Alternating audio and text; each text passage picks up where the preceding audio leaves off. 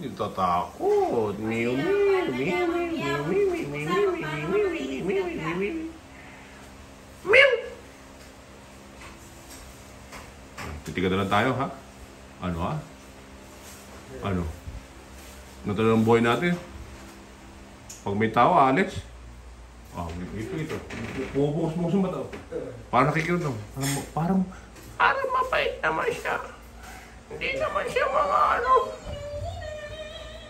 Ano, ganyan-ganyan na lang buhay mo?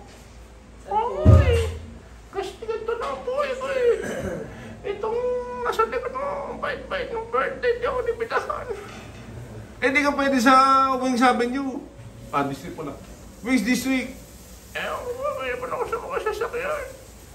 Hindi na ako binigyan ng cat food. Ha? Galit na. Galit na. Pwede naman ako kumain ng only wings tsaka rice. Ewan ko ba? Galit na yan, legit. Eh, ba't di ka sumama?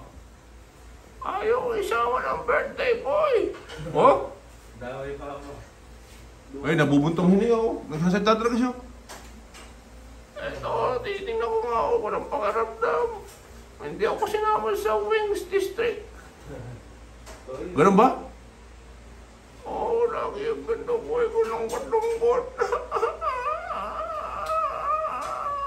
Baklan to? Nagsasalita ka pala? Ay, ikaw nga lang kumausap sa akin, nakakaintindi. Nagkaroon ng story, ano? Hindi mo anas, oh. Nakatakot yan.